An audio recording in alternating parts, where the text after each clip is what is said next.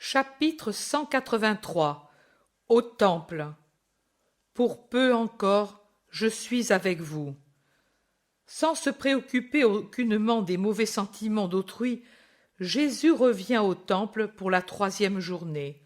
Pourtant, il ne doit pas avoir dormi dans Jérusalem, car on voit ses sandales bien empoussiérées. Peut-être a-t-il passé la nuit sur les collines qui entourent Jérusalem, et avec lui doivent être restés ses frères Jacques et Jude, avec Joseph le berger et Salomon. Il se rencontre avec les autres apôtres et disciples près du mur oriental du temple. Ils sont venus, tu sais, aussi bien chez nous que chez les disciples les plus connus. Il s'est bien trouvé que tu n'y étais pas. Nous devons toujours agir ainsi. Bon, mais nous en parlerons après. Allons. Jean l'apôtre dit: Une grande foule t'a et nous a précédés, qui exaltait tes miracles. Combien y en a-t-il qui sont convaincus et qui croient en toi? Tes frères avaient raison sur ce point. Ils sont allés te chercher jusque chez Analia, tu sais. Daniel le berger dit: Et au palais de Jeanne, mais ils n'ont trouvé que Chouza, et d'une humeur, il les a chassés comme des chiens, en disant que dans sa maison il ne voulait pas d'espions, et qu'il en avait assez d'eux. Jonatas, qui est avec le maître, nous l'a dit. Tu sais, les scribes voulaient disperser ceux qui t'attendaient en les persuadant que tu n'es pas le Christ. Mais eux ont répliqué: Ce n'est pas le Christ, et qui voulez-vous alors qu'il soit? Est-ce qu'un autre homme pourra jamais faire les miracles qu'il fait, lui?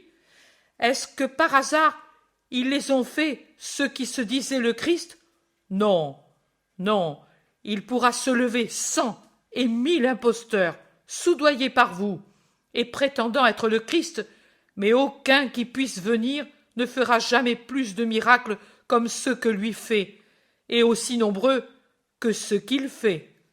Et comme les scribes et les pharisiens soutenaient que tu les fais parce que tu es un Belzébuth, eux ont répliqué: Oh, alors, vous devriez en faire de fracassants, car certes que vous êtes des Belzébuth.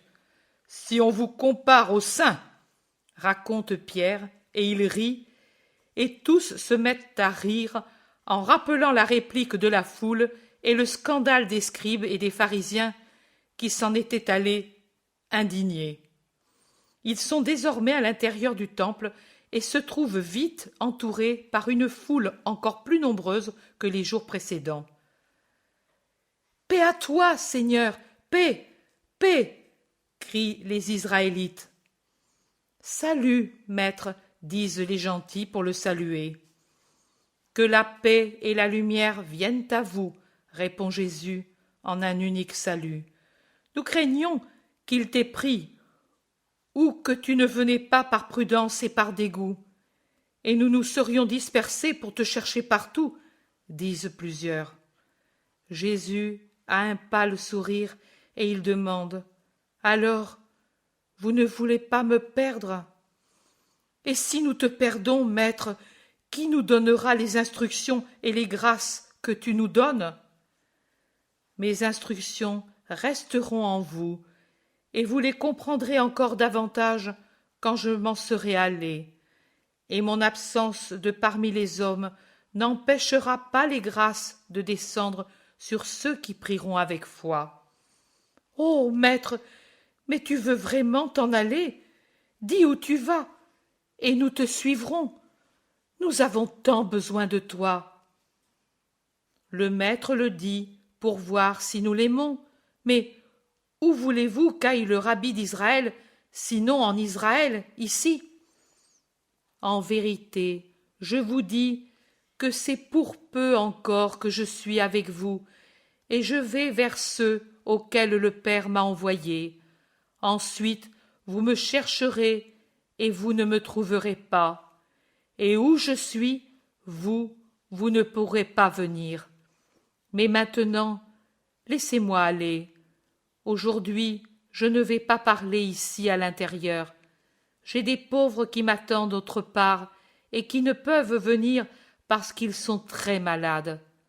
Après la prière, j'irai chez eux. » Et avec l'aide de ses disciples, il se ferait un chemin en allant vers la cour des Israélites.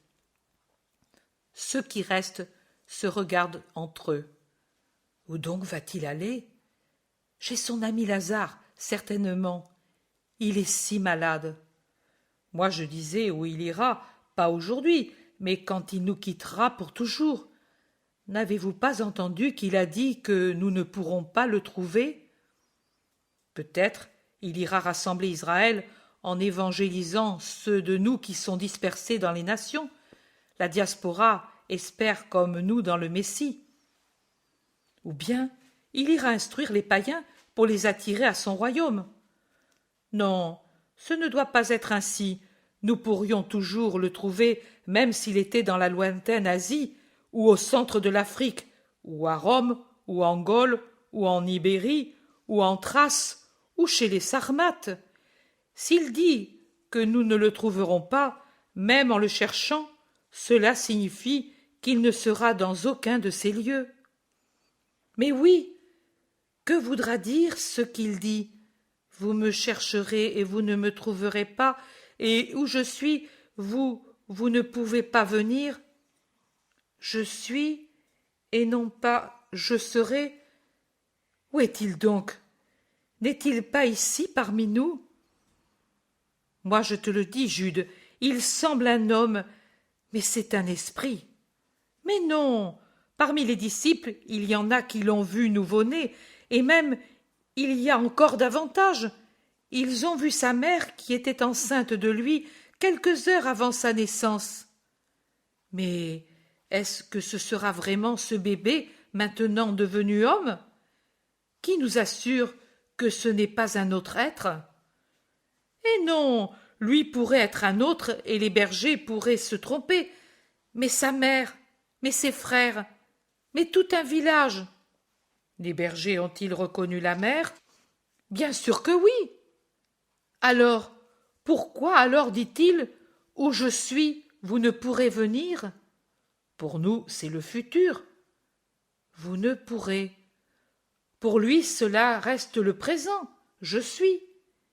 Il n'a donc pas de futur, cet homme? Je ne sais que te dire. C'est ainsi. Moi, je vous le dis, c'est un fou. C'est toi qui dois l'être, espion du Sanhédrin. Moi, un espion? Je suis un juif qui l'admire. Et n'avez-vous pas dit qu'il va chez Lazare? Nous n'avons rien dit, vieil espion. Nous ne savons rien. Et si nous le savions, nous ne te le dirions pas. Va dire à ceux qui t'envoient qu'ils le cherchent eux-mêmes. Espion, espion, vendu! L'homme se rend compte que cela tourne mal et il s'éclipse. Mais nous, restons ici. Si nous étions sortis, nous l'aurions vu. Cours d'un côté, cours de l'autre. Dites-nous quel chemin il a pris. Dites-lui qu'il n'aille pas chez Lazare. Ceux qui ont de bonnes jambes s'en vont en vitesse, et ils reviennent. Il n'y est plus. Il s'est mêlé à la foule, et personne ne sait dire. La foule, déçue, se sépare lentement. Mais Jésus est bien plus près qu'il ne le pense. Sorti par quelques portes, il a fait le tour de l'Antonia, et il est sorti de la cité par la porte du troupeau pour descendre dans la vallée du Cédron, qui a très peu d'eau au milieu de son lit. Jésus le passe en sautant sur les pierres qui émergent de l'eau et se dirige vers le mont des Oliviers. En cet endroit, ils sont touffus et encore mélangés aux maquis qui rendent sombre, je dirais funèbre, cette partie de Jérusalem resserrée entre les murailles grises du temple qui domine de ce côté par toute sa montagne et le mont des Oliviers de l'autre côté. Plus au sud, la vallée s'éclaircit et s'élargit, mais ici, elle est vraiment étroite, un coup d'ongle d'une griffe gigantesque qui a creusé un sillon profond entre le Moria et le mont des Oliviers. Jésus ne va pas vers le Gethsémani, mais au contraire, tout à l'opposé, en direction du nord, en marchant toujours sur la montagne qui ensuite s'élargit en une vallée sauvage où, davantage adossée à un autre cirque de collines basses et elles aussi sauvages et pierreuses, court le torrent qui dessine une courbe au nord de la ville. Aux oliviers succèdent les arbres stériles, épineux, tordus, ébouriffés, mêlés à des ronces qui envoient leurs tentacules de tous côtés. Un lieu très triste, très solitaire, il a quelque chose d'infernal, d'apocalyptique. Quelques tombeaux et rien de plus, pas même des lépreux. Elle est étrange, cette solitude qui contraste avec la foule de la ville si proche et si remplie de gens et de bruit. Ici, à part le gargouillement de l'eau sur les pierres et le bruissement du vent dans les arbres poussés entre les pierres, on n'entend aucun bruit. Il manque même la note joyeuse des oiseaux si nombreux dans les oliviers du Gethsémani et de l'oliveraie. Le vent, plutôt fort, qui vient du nord-est et soulève des petits tourbillons de poussière, repousse la rumeur de la ville, et le silence d'un lieu de mort, règne dans l'endroit, oppressant, presque effrayant. Mais on y va vraiment par là? Demande Pierre à Isaac. Oui, oui, on y va aussi par d'autres routes, en sortant par la porte d'Hérode et de préférence par celle de Damas. Mais il est bon que vous connaissiez les sentiers moins connus. Nous avons fait le tour de tous les environs pour les connaître et vous les enseigner. Vous pourrez aller ainsi où vous voudrez dans les environs, sans passer par des chemins habituels. Et peut-on se fier à ceux de Nobé? Demande encore Pierre. Comme à ceux de ta propre maison. Thomas, l'hiver dernier, Nicodème toujours, le prêtre Jean, son disciple, et d'autres ont fait du petit village un endroit qui lui appartient. Et toi, tu as fait plus que tous, dit Benjamin, le berger. Oh, moi, alors tout le monde s'y est mis, si moi j'ai agi. Mais crois-moi, maître, que tout autour de la ville, tu as des endroits sûrs. Rama aussi, dit Thomas, qui tient à sa ville. Mon père et mon beau-frère ont pensé à toi, avec Nicodème. Alors Emmaüs aussi, dit un homme qui ne m'est pas inconnu. Mais je ne sais pas dire au juste qui il est, et aussi parce que de Emmaüs j'en ai trouvé plus d'un en Judée, sans parler de cette localité près de Tariché. C'est loin pour aller et venir comme je fais maintenant, mais je ne manquerai pas d'y venir quelquefois. Et chez moi? Dit Salomon. Là, certainement, au moins une fois, pour saluer le vieil homme. Il y a aussi Béther. Et Bethsur. Je n'irai pas chez les femmes disciples, mais quand ce sera nécessaire, je les ferai venir. Étienne dit: J'ai un ami sincère près de Enregel. Sa maison t'est ouverte, et personne de ceux qui te haïssent ne pensera que tu es si près d'eux. Le jardinier des jardins du roi peut te donner l'hospitalité. Il est intime avec Manahan, qui lui a obtenu cette place, et puis tu l'as guéri un jour. Moi, je ne le connais pas.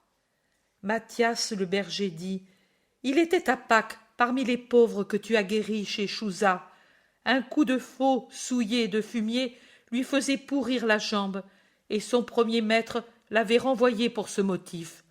Il mendiait pour ses enfants, et tu l'as guéri. Manahan l'a placé au jardin, lui ayant obtenu la place dans un bon moment de l'Antipas. Maintenant, cet homme fait tout ce que Manahan lui dit.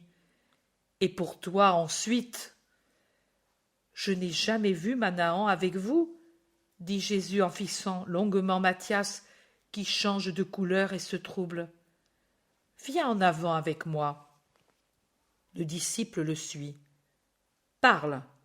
Seigneur, Manaon s'est trompé, et il souffre beaucoup, comme Timon et quelque autre encore.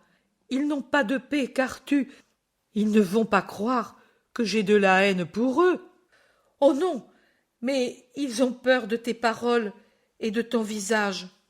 Oh, quelle erreur! C'est justement parce qu'ils se sont trompés qu'ils doivent venir au remède. Sais-tu où ils sont? Oui, maître. Alors, va les trouver et dis-leur que je les attends à Nobé. Mathias s'en va sans perdre de temps. Le sentier de la montagne s'élève, donnant de Jérusalem une vue complète quand on la voit du nord. Jésus, avec les siens, lui tourne le dos en allant précisément dans la direction opposée à la ville. À la ville. À la ville.